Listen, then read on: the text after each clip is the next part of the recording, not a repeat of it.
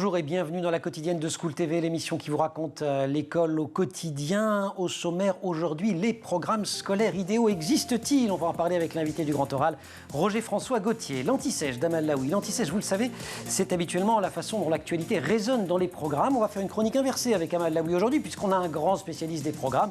Eh bien, on va lui demander comment ils sont fabriqués et est-ce qu'ils sont faits pour résonner avec l'actualité. L'heure de la récré, toujours avec Amal. On va apprendre à lire un livre à son enfant en musique. Et puis, chronique hebdomadaire aujourd'hui, conseil de discipline. C'est notre rendez-vous avec maître Valérie Piot. Sujet du jour, les punitions, à la fois les autorisées et les interdites. La quotidienne de School TV, c'est parti. Grand oral. Vous le savez, elle doit tout faire, l'école. Elle doit transmettre un patrimoine culturel et scientifique, elle doit former des citoyens, elle doit assurer l'intégration professionnelle et sociale, elle doit préparer les jeunes générations à affronter les nouveaux défis climatiques ou géopolitiques. Et tout cela, eh bien, elle le fait sur la base de programmes qu'on juge, selon les cas, trop lourds ou trop light, ou parfois même les deux à la fois. Est-ce qu'on pourrait s'y prendre autrement? C'est la question de notre grand oral et on la pose à un des meilleurs spécialistes en France du sujet, Roger-François Gauthier, spécialiste des politiques éducatives comparées. Roger-François, bonjour, merci beaucoup de nous avoir rejoints. Bonjour. Ma première question, c'est que ça a l'air d'une passion française, les programmes. Tout le monde a un avis là-dessus. Il y a des polémiques incroyables pour des questions de prédicats, pour des questions... Les programmes d'histoire sont aussi un grand terrain d'affrontement. Pourquoi une telle passion autour des programmes scolaires? Oui, c'est curieux. Vous avez raison de dire ça. La passion, par moment, la presse s'enflamme, ça dure 15 jours. Puis après, on n'en entend plus du tout parler. C'est vrai aussi. Les deux choses, tout le monde s'en fiche d'un certain côté. Donc, c'est vrai que c'est intéressant de creuser ça. Pourquoi cette passion et puis tout d'un coup cet abandon? Et à votre avis? Je crois que la question, pourquoi est-ce que finalement la société, nous tous comme citoyens, on s'occupe peu des programmes d'enseignement, c'est qu'il n'y a jamais eu les conditions d'un débat pour cela. C'est-à-dire que les programmes de 2022, c'est ceux hérités de 2020, c'est ceux hérités de... Et d'héritage en héritage, on se rend compte que les ministres, ils croient qu'ils font quelque chose, mais c'est à la marge qu'ils touchent. À la marge, vraiment à la marge. Et sinon, on est quand même surtout dans le mode de la reconduction de programmes anciens. Alors justement, reconduction de programmes qui, pour une part, mais plus exclusivement, mais pour une part, reposent sur des disciplines, un découpage en disciplines, le français, les maths, l'histoire, etc., etc. On n'a pas toujours enseigné comme ça. C'est le 19e et le 20e siècle, les disciplines. Alors, on n'a pas toujours enseigné comme ça. C'est quand même aujourd'hui encore le cas très grandement. Dans l'enseignement du premier degré, non. L'enseignement primaire échappe un petit peu. Encore qu'il y a des séquences maintenant assez figées. Ouais. Mais enfin, tout ce qui est le secondaire, le collège et le lycée, l'enseignement, il est quand même formaté entre des disciplines. Comment on faisait avant? Il n'y avait pas de discipline. C'est-à-dire qu'avant, il y a eu pendant très longtemps, mais là il faudrait faire de l'histoire, une discipline unique qui s'appelait les humanités. Mais là, on remonte à l'école des jésuites, au XVIe siècle. À la Renaissance. Et voilà. Et c'était une discipline unique où on allait tout chercher. Les petits Grecs, déjà, ils allaient chercher la géographie en lisant Homère, en lisant l'Odyssée. Alors, c'est plus comme ça. Ça donne l'encyclopédie à un moment, quand même. C'est cette idée d'un savoir global où on est aussi bien... Et puis avec des grands savants qui étaient à la fois mathématiciens, philosophes. Descartes, il faisait tout à la fois, par exemple. Il y a d'autres exemples. C'est ça. À un moment donné, à partir du 19e siècle, les savoirs, comme on dit, savants, à l'université, etc., prenaient plus de figure. Et donc, on a imaginé que les savoirs de l'enseignement secondaire devaient s'articuler avec ceux-là. C'est le moment où ça s'est fracturé en discipline. La deuxième partie du 19e siècle, ça remonte pas à... Oui, c'est ça, c'est pas Mathusalem. Voilà. Et alors, le problème, ces disciplines, c'est quoi? On les connaît tous. Oui, on en a cité quelques-unes. Des fois, elles portent des noms doubles. Histoire géo, physique-chimie. Physique-chimie, voire même histoire-géographie, instruction civique. Bon, on n'a pas le temps d'aller plus loin dessus, mais déjà, c'est bizarre. C'est comme ça qui se forment. Bon, ça, c'est une chose. Mais, si vous voulez, ce qu'il faut voir, c'est que cette liste des disciplines, en quelque sorte, qui correspondent à des éléments de savoir, il y a un vocabulaire, il y a des manuels, il y a tout. Enfin, on est là dans quelque chose qui a l'air assez rassurant, quoi. Tu vas chiader le livre de mathématiques, tu vas être fort en mathématiques. Le problème, c'est que cette liste, elle a été figée à un moment donné. Elle a été figée. Et figée, ça veut dire assez rapidement fossilisée. Et quand on a voulu la faire bouger, on a empilé d'autres choses, sans finalement remettre en cause le fossile. Oui, mais il y a même des questions qu'on n'a jamais pu faire entrer. Par exemple, aujourd'hui, je ne sais pas, quand on voit vous allez au kiosque à journaux en bas, là, vous voyez l'importance pour nous tous, citoyens, les revues de psycho. Vous en avez plein, plein d'étudiants qui se destinent à la psycho. Donc c'est la psycho avant le baccalauréat, c'est absent. Le droit l'était jusque tout récemment. Le droit aujourd'hui, pour quelques-uns seulement. On ne peut pas dire qu'il y est... Voilà. Et on peut continuer comme ça, donc c'est déjà un peu bizarre. On va continuer, on va descendre dans les kiosques à journaux, si vous voulez bien, Roger-François Gauthier, mais parce qu'on va retrouver l'anti-sèche avec Amal Laoui. Amal, bonjour. Bonjour Emmanuel. Amal Laoui, Roger-François Gauthier, Roger-François Gauthier, Amal Laoui. Chaque jour, Roger-François, dans cette émission, on présente des programmes scolaires en les reliant à un thème d'actualité, d'où l'idée, cette transition merveilleuse que vous avez faite en parlant du kiosque. L'idée, c'est de montrer que l'école, elle forme ou elle tente de former notamment des citoyens à travers l'EMC qui revient sans arrêt, à travers l'EDD, l'enseignement au développement durable, ou encore l'EMI, c'est les moyens d'information, si je me souviens bien, Amal. Et alors là, on s'est dit qu'on allait faire une chronique inversée. C'est pas vous qui allez nous raconter? Oui, c'est ça. Alors du coup, en fait, on essaie de montrer aussi dans cette émission comment est-ce que les programmes permettent aux élèves de décrypter l'actualité, alors qu'on voit que ces programmes sont constamment critiqués. Pourtant, on a le sentiment qu'ils évoluent dans le bon sens. Est-ce que vous pensez que c'est le cas? Alors, ils évoluent. Ça serait absurde de le nier. Ils évoluent. Mais ils évoluent souvent dans ce contexte dont on parlait juste un petit peu avant, c'est-à-dire d'un carcan de disciplines qui préexistent et qui, pour différents motifs, parfois des motifs très boutiquiers, on est là-dessus, on ne veut pas en démordre, qui ne souhaitent pas évoluer, qui ne souhaitent pas s'ouvrir. Alors depuis un certain nombre d'années, autour de quelques-uns des thèmes que vous évoquiez, l'éducation nationale a été consciente de ses limites et voulait donc ajouter des choses. Mais sans rien changer au château fort. Donc c'est difficile. Alors on appelle ça éducation A, alors on rajoute ceci à cela, etc. Mais pour l'enseignant, je me mets à leur place, qui a à finir son programme, à boucler son programme, ça se boucle des programmes. Bon. Est-ce que c'est ça le manque de cohérence que vous parlez dans ces programmes? Notamment, si vous voulez. Aujourd'hui, je ne sais pas si la majorité des programmes de l'enseignement du second degré sont faits pour apporter aux élèves ce que certains réduisent à de l'instruction, ou s'ils sont là pour les éduquer, ce qui a un autre sens. Donc effectivement, on est sans arrêt dans cette tension. Et en France, on ne sait pas jusque-là la résoudre. Alors, au moment de la sortie de votre livre « Crise des programmes scolaires », sorti en 2019, vous avez déclaré « L'école et les programmes, j'ai l'impression que tout le monde en parle, mais personne ne sait vraiment ce qu'il y a à l'intérieur. » Dans cette émission, justement, on essaye de les présenter chaque jour. Alors, pourquoi il y a une telle méconnaissance des programmes, selon vous? Et finalement, on les critique sans même savoir ce qu'il y a dedans. Écoutez, je crois qu'il y a une méconnaissance, c'est vrai, pour les parents. Pour les citoyens, il y a une méconnaissance. Parfois avec de l'indifférence. Au fond, ça, c'est le rôle de l'école, ils ont qu'à se débrouiller. Parfois avec un petit peu de... Quand même, c'est gênant. J'aimerais bien savoir pour ce que mes enfants apprennent au collège. Alors, pourquoi cela? Je crois tout simplement parce qu'il y a des...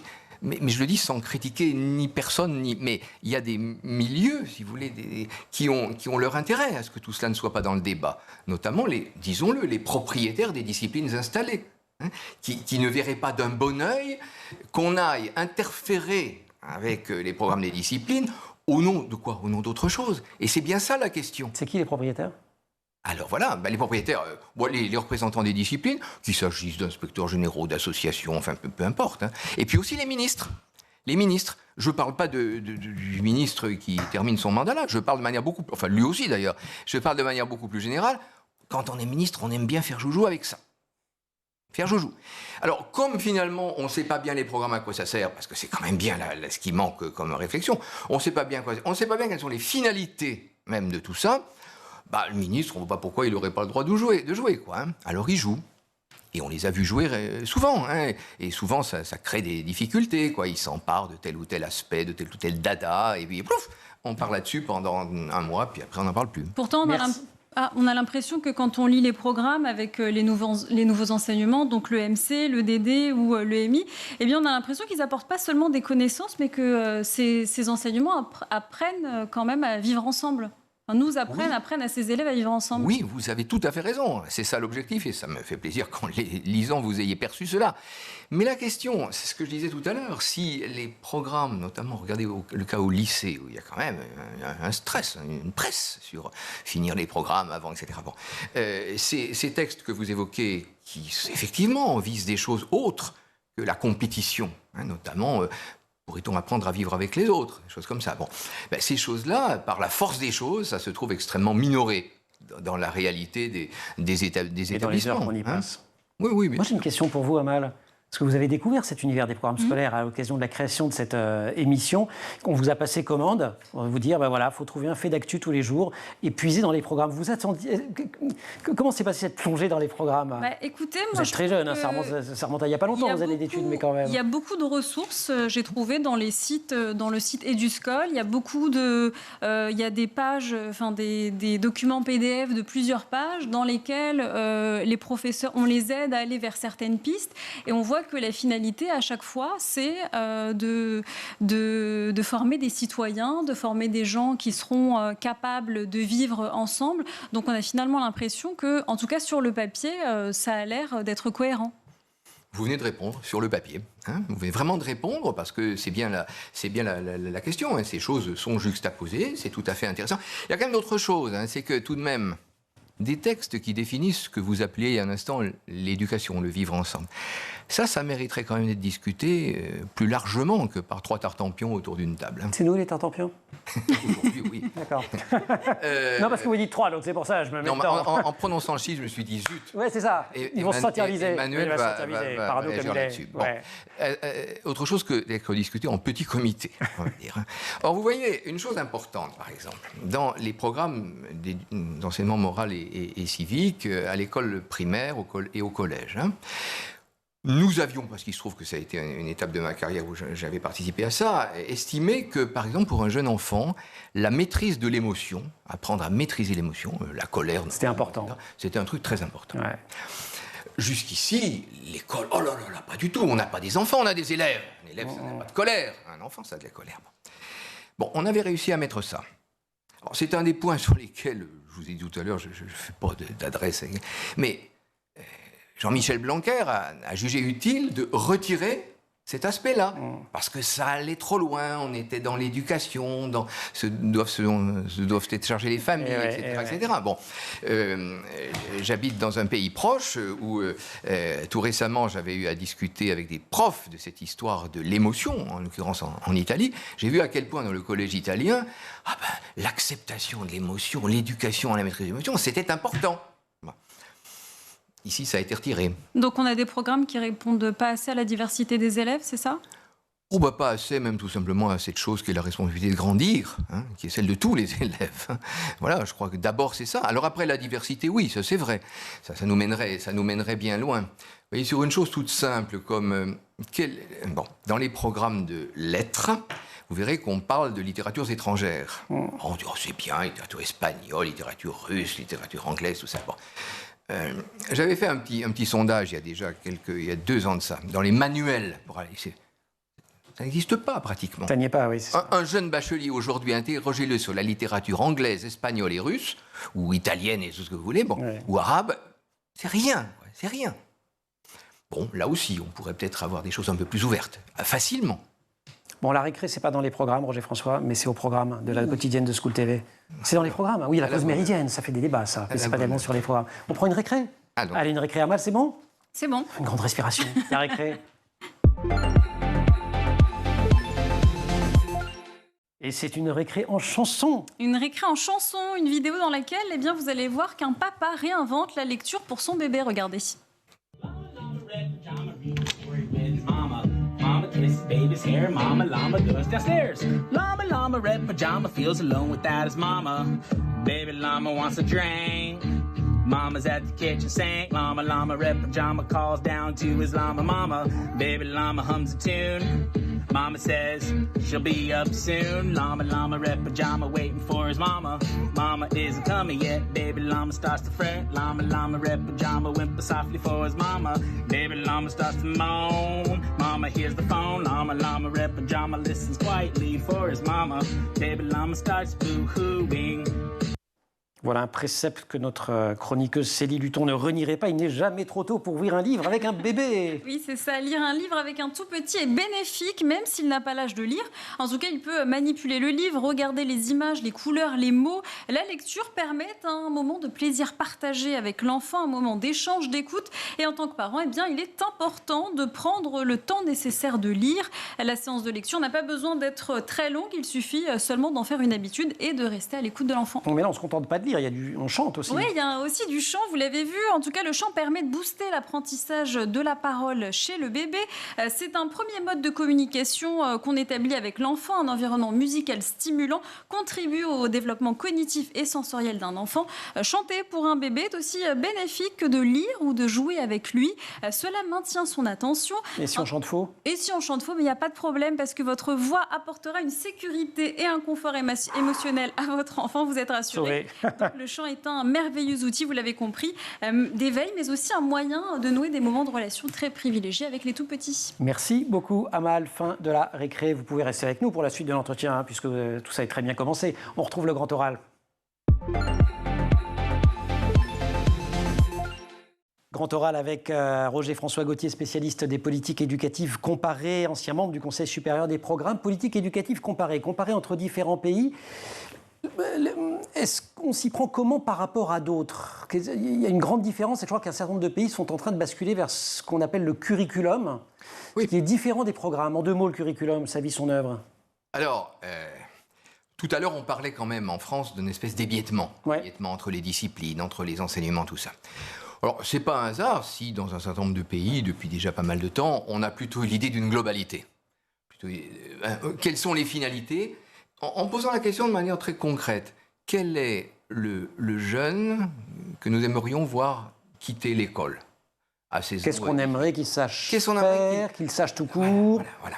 Mais est-ce que ce n'était pas l'objet précis de ce fameux socle commun de connaissances et de compétences qui, de mémoire, a été édicté en 2006 et qu'on n'a jamais finalement fait matcher vraiment avec les programmes ? On a empilé une fois de plus. C'est ça. Oui, vous avez tout à fait raison. C'était pour la première fois, de dire, voilà, le jeune qu'on aimerait former à la fin du collège. À la fin du collège.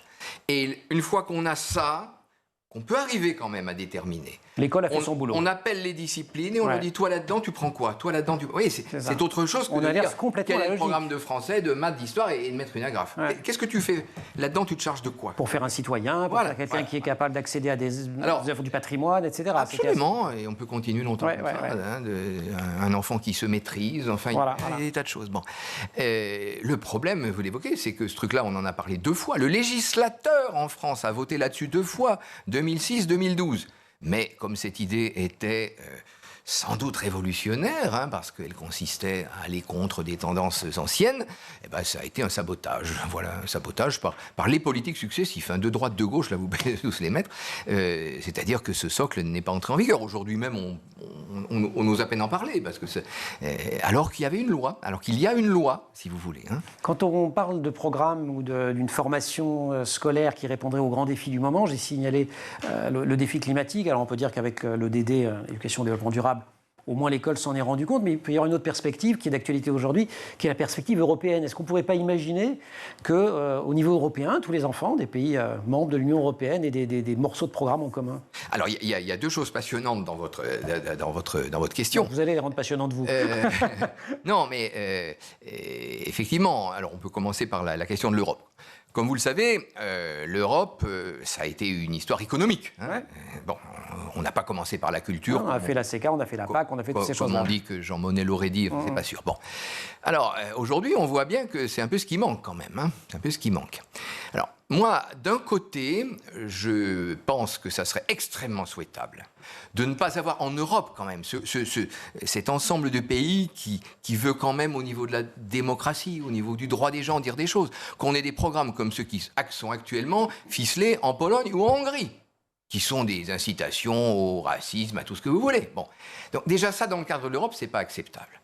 Alors, est-ce qu'on ne pourrait pas imaginer, effectivement... On a essayé de faire des manuels, par exemple, d'histoire franco-allemand. Oui, franco-allemand, c'était une très bonne idée. D'ailleurs, j'ai lu l'article où j'en parlais il n'y a pas longtemps dans Le Monde.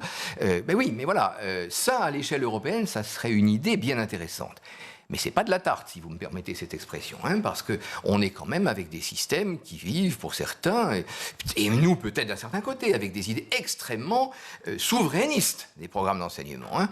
Je suis en France, on enseigne ça, c'est Clovis, oui, mais attendez, Charlemagne... Mais pas grave, mais les Allemands sont peut-être pareils, non? Non, ils sont plus ouverts? Les Allemands sont plus ouverts. Parce que les Allemands, ils ont eu à digérer un truc qui s'appelle le nazisme. Ouais. Et que ça veut dire que là, il y a eu un vrai travail en Allemagne sur l'enseignement de l'histoire, qui se fait davantage par question, qui se fait davantage par grands domaines culturels. Et moins l'Allemagne a une avance là-dessus. Mais c'est peut-être les seuls. Les Hollandais, je pense aussi. Mais voilà, c'est effectivement des questions très importantes qu'il faudra un jour aborder. Un tout petit mot qui sera le mot de la fin, Roger-François Gauthier.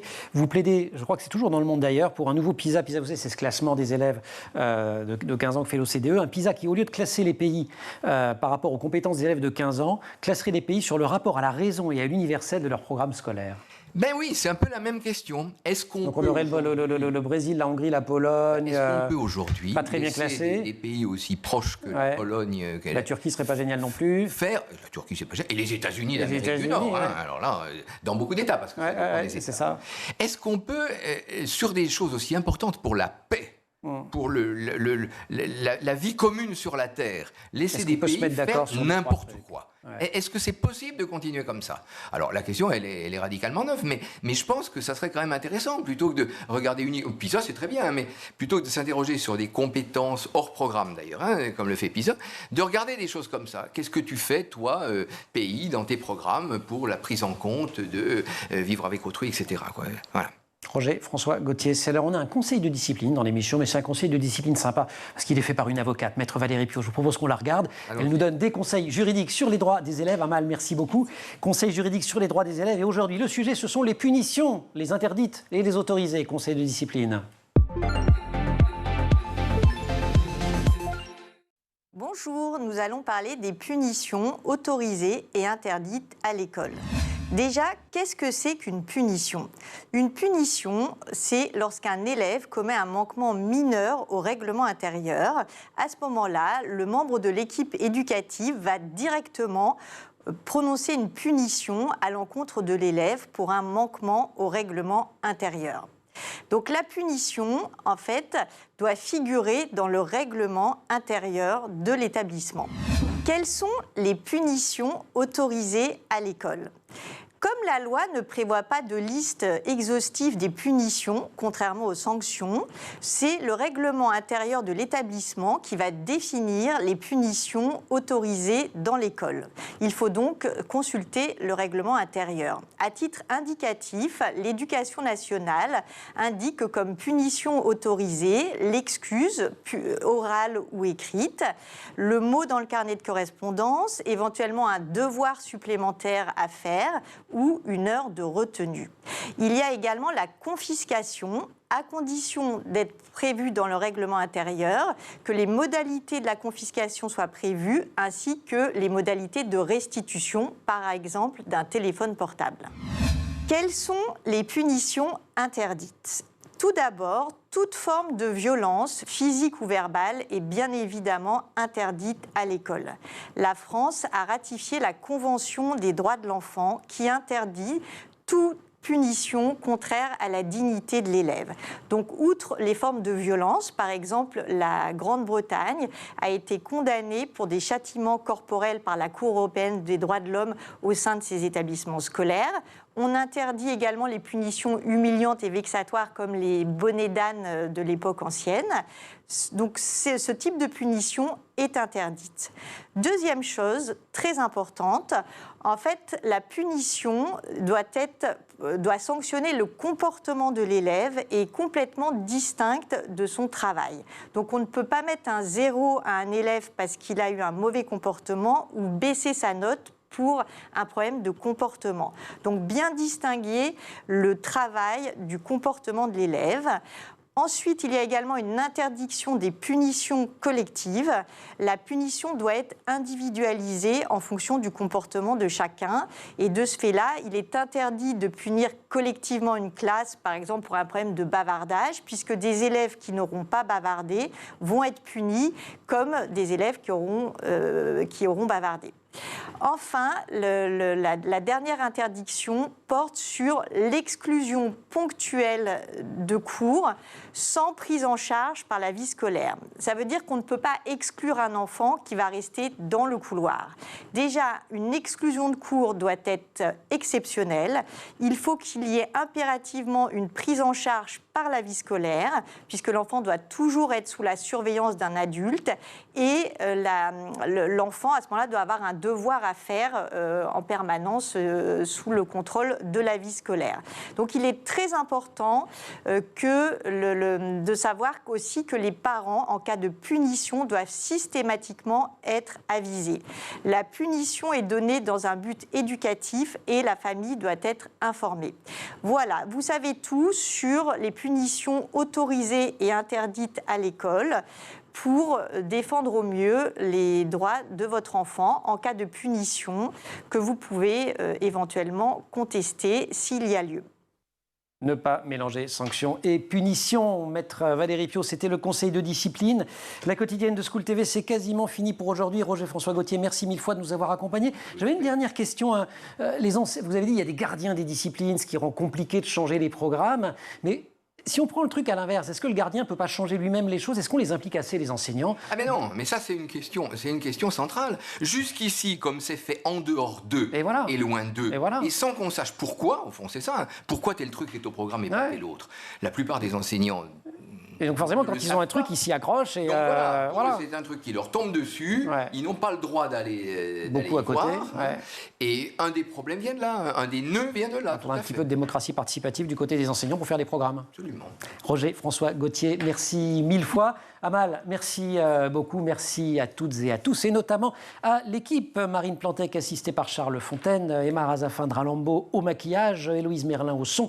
Benoît Party à la réalisation. Vous restez évidemment sur School TV. Vous nous retrouvez, nous, en permanence sur les réseaux sociaux et sur Internet.